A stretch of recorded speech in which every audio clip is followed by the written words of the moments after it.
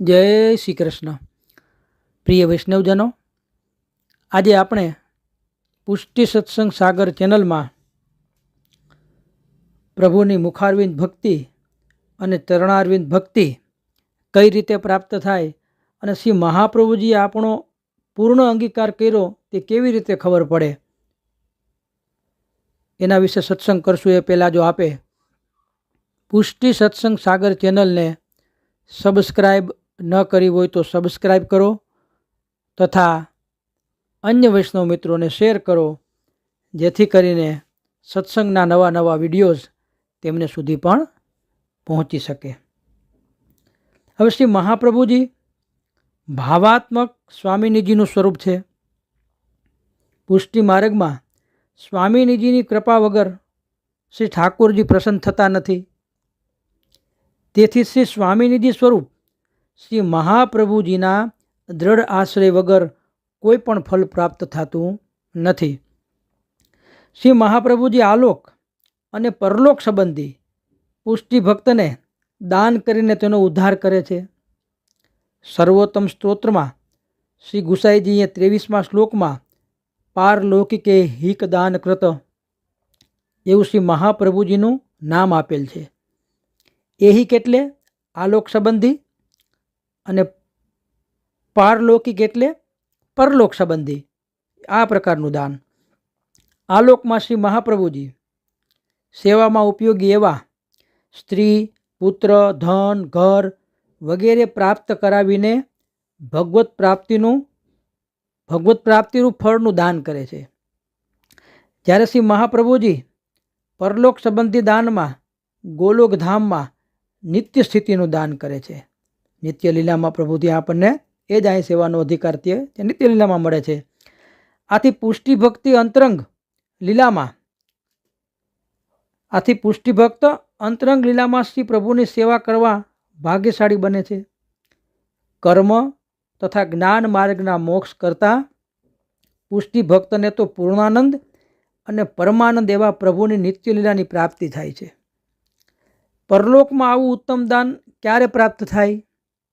જવાબમાં કહી શકાય કે જો આ લોકમાં ઘર, સ્ત્રી, પુત્ર, મિત્ર, સંબંધીઓ, પરિસ્થિતિ, સમય વગેરે ગ્રહ સેવામાં અનુકૂળ હોય અને પરિણામે સેવ્ય શ્રી ઠાકોરજીની પ્રસન્નતા તથા તત્સુખ સદા જળવાઈ રહીએ આવી અનુકૂળ પરિસ્થિતિ આ લોકમાં હોય તો સમજી લેવું કે શ્રી મહાપ્રભુજીએ આપણો પૂર્ણ અંગીકાર કરેલ છે.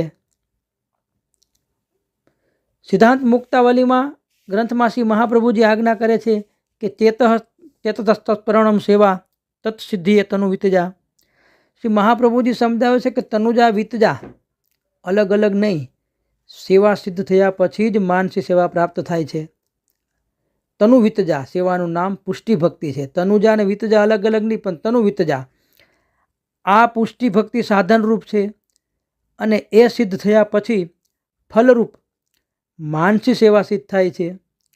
શ્રી ઠાકોરજીમાં પૂરેપૂરું મન પોરવીને તનુ વિતજા સેવા કરવી એ જ પુષ્ટિ ભક્તિ છે. પુષ્ટિ ભક્ત કેવી રીતે સિદ્ધ થાય આ ભક્તિ? તો શ્રી મહાપ્રભુજી સમજાવે છે કે મનને સેવામાં પૂરેપૂરું પરવવું જરૂરી છે. હાથ સેવા કરે ત્યારે મન પણ અન્યત્ર ભટકે નહીં, પણ હાથ સાથે પણ સેવા કરે. સેવામાં તન અને ધન એક સાથે અંગીકાર થવા જોઈએ અને તો જ તે તનુ વિતજા સેવા કહેવાય. કોઈ એમ માને કે હું તનથી સેવા કરું છું અથવા હું ધનથી સેવા કરું છું તો એ માન્યતા એક ભ્રમ છે. પોતાના તન અને ધન એક સાથે જ પોતાની માથે બિરાજતા શ્રી ઠાકોરજીને અંગીકાર થવા જોઈએ અને આમ થાય તો જ પુષ્ટિ ભક્તિ સિદ્ધ થાય છે. પુષ્ટિ ભક્તિના ફળ રૂપે માનસી સેવા સિદ્ધ થતાં જ હૃદયમાં અને નેત્રોમાં શ્રી ઠાકોરજીની અલૌકિક લીલાઓના આ જન્મમાં જ અને આ શરીરથી જ અનુભવ થાય છે. શ્રી મહાપ્રભુજીની કૃપાથી આવી અલૌકિક સેવા પુષ્ટિ સંપ્રદાયમાં આપણને પ્રાપ્ત થઈ છે. બીજા કોઈ પણ સંપ્રદાયમાં આવી અલૌકિક સેવા પ્રાપ્ત થયેલ નથી.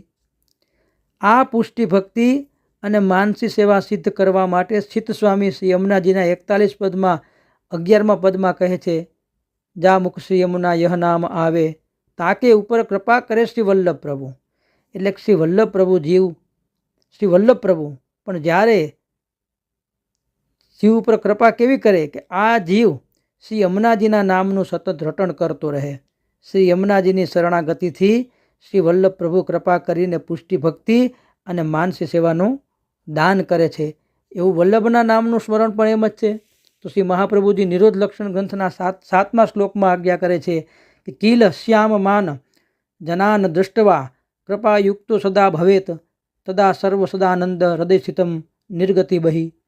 અર્થાત નિજ જનને વિરહ કલેશવાળા જોઈને પ્રભુ વલ્લભ પણ વસ્તુતઃ કૃષ્ણ એવ જ છે, દયાવંત થાય ત્યારે હૃદયમાં રહેલો સર્વાંશે સદાનંદ વિપ્રયોગ ભાવાત્મક સ્વરૂપ બહાર પ્રગટ થાય છે. શ્રી વલ્લભ નામમાં લોહ ચુંબક એવો છે જેવો અચિંત્ય પ્રભાવ છે એનો, તેથી લોખંડ વિના પ્રયાસે લોહ ચુંબક તરફ ખેંચાઈ આવે છે. તેમ દિવ્ય પ્રેમરૂપી લોહ ચુંબકથી શ્રી વલ્લભ સ્નેહી ભક્ત પાસે ખેંચાઈ આવે છે. એટલે શ્રી હરિરાયજી મહાપ્રભુજી કહે છે કે સુમર સુમર ગુણ રૂપ અનુપમ ભવ દુઃખ સબ વિસરઈએ હો. શ્રી વલ્લભના રૂપ અને ગુણ નામનું સ્મરણ કરવાથી ભવના બધા દુઃખો દૂર થઈ જાય છે. શ્રી વલ્લભના નામના સ્મરણથી નિર્ગુણ પુષ્ટિ ભક્તિ માર્ગ ભક્તના હૃદયમાં સ્ફુરે છે. અને આ પુષ્ટિ ભક્તિ માર્ગ એટલે યતો વાચો નિર્વંતંતે અપ્રાપ્ય મનસાહી. એ શ્રુતિ વાક્ય મુજબ જ્યાં મન તથા વાણીનો પ્રવેશ થઈ શકતો નથી અને વેદોની પણ જ્યાં ગતિ પહોંચી શકતી નથી તેવો રહસ્ય નિકુંજની લીલાવાળો ભક્તિ માર્ગ.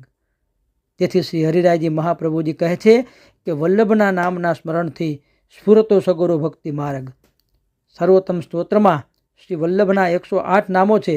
તે દરેક નામના સ્મરણથી દરેક નામનું જેવું કાર્ય તેવું કાર્ય ભક્ત માટે કરે છે.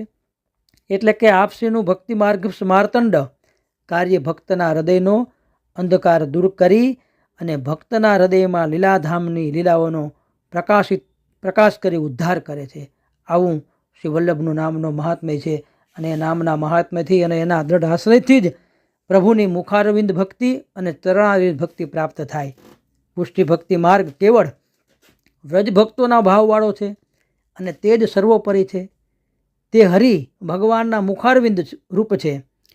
પુષ્ટિ ભક્તિ રૂપ તો આપણા શ્રી આચાર્યજી મહાપ્રભુજી છે. વદનાલના અવતાર, મુખારવિંદા અવતાર, વૈશ્વાનર અવતાર એ તો પ્રભુના મુખારવિંદ રૂપ છે. શ્રી કૃષ્ણના ચંદ્રના મુખારવિંદ રૂપ શ્રી મહાપ્રભુજીનો શ્રદ્ધાપૂર્વક આશ્રય કરે તો ભગવદીને નિશ્ચય ફળરૂપ સિદ્ધિ પ્રાપ્ત થાય છે. શ્રી કૃષ્ણ અધરામૃત એ મુખારવિંદની ભક્તિ એવી છે કે જે સાક્ષાત સ્વરૂપ સેવાથી સિદ્ધ થાય છે. તેમાં દર્શનથી અને સ્પર્શથી જીવને સર્વાંગ સુખનો અનુભવ થાય છે તથા સ્વરૂપ સેવામાં પ્રભુનો સાક્ષાત્કાર થાય છે. માટે મુખારવિંદની ભક્તિ ધર્મ સેવારૂપ છે અને તે ભક્તિ સર્વોપરી છે. મુખારવિંદની ભક્તિમાં સાક્ષાત અધરામૃતનું જ સેવન છે. ચરણારવિંદની ભક્તિ એ ધર્મ સેવારૂપ છે. તે ભક્તિ અગાઉ બ્રહ્મા, શિવ, નારદ, સનકાદિક વગેરે કરતા આવ્યા છે. એ રીતે મર્યાદા સંયુક્ત ધર્મવત્ય કરવી જોઈએ. ચરણાત્મક મર્યાદા ભક્તિથી સાયુજ્ય મુક્તિની પ્રાપ્ત થાય છે. તેમાં અધરામૃતનું સેવન નથી. મુખારવિંદની ભક્તિ તો જીવને ભગવાનની સાક્ષાત સેવા રૂપે પ્રભુના સ્વરૂપાનંદનો અનુભવ થાય છે, જેમાં અધરામૃતની પ્રાપ્તિ થાય. એવી તો પુષ્ટિ ભક્તિ જ છે આ, જે મુખારવિંદ રૂપ શ્રી મહાપ્રભુજીના અનુગ્રહથી પ્રાપ્ત થાય. તેથી મુખારવિંદની ભક્તિવાળાએ શ્રી વલ્લભાચાર્યજીનો સર્વથા આશ્રય કરવો જોઈએ, જેથી બધું સિદ્ધ થાય. એટલે એક જ આશ્રય એટલે સુરદાસજી ટૂંકમાં કહી ગયા, દ્રઢઈને ચરણને કેરો ભરોસો, શ્રી વલ્લભ નખ ચંદ છટાબીને સબ જગ માજ અંધેરો ભરોસો. એટલે શ્રી વલ્લભના ચરણ કમલનો દ્રઢ આશ્રય તો આ મુખારવિંદની ભક્તિ જે અધરામૃત રૂપી છે પ્રભુના શ્રી કૃષ્ણચંદ્રના અધરામૃતની ભક્તિ એ શ્રી વલ્લભના આશ્રય વગર સિદ્ધ થતી નથી. શ્રી વલ્લભાધીશ કી જય.